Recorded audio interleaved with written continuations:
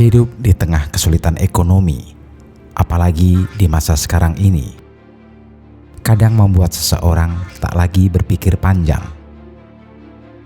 Segala cara pun dilakukan agar bisa mendapatkan uang dengan cepat dan banyak. Tak hanya diwujudkan dengan berbuat nekat, seperti mencuri, hal-hal mengerikan macam ritual pesugihan pun akhirnya dicoba. Tentang pesugihan, di Indonesia sendiri dikatakan cukup banyak jenisnya, termasuk salah satunya yang lumayan populer di telinga, yakni sate gagak.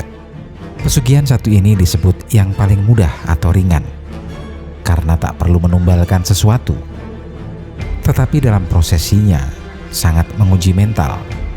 Kalau tak kuat, amat berbahaya katanya. Lalu seperti apa prosesnya? Simak ulasan menarik berikut. Pesugihan satu ini bisa dibilang relatif mudah persiapannya. Hal yang wajib ada tentu sate gagak.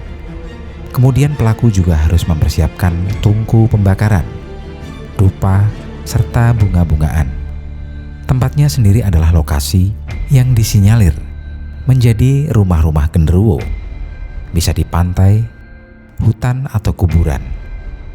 Hal terpenting lainnya adalah lokasinya harus jauh dari aktivitas orang, karena pelaku akan melakukan hal yang sangat memalukan. Proses melalui ritual ini adalah dengan mengunjungi tempat yang sudah dipastikan pada tengah malam. Lalu pelaku akan mulai memproses sate gagaknya, mulai dari menyembelih hingga memotong dagingnya untuk dijadikan sate. Kemudian dilanjutkan dengan menyiapkan pembakarannya.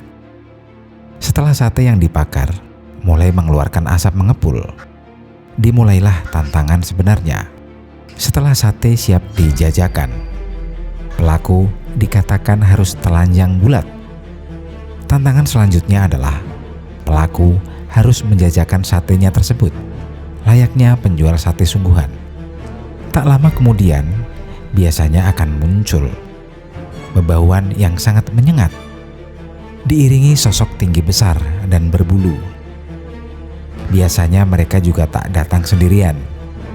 Inilah target pelanggannya. Dalam fase ini, penjual harus menyebutkan harganya. Misalkan satu tusuk harganya 50 juta rupiah.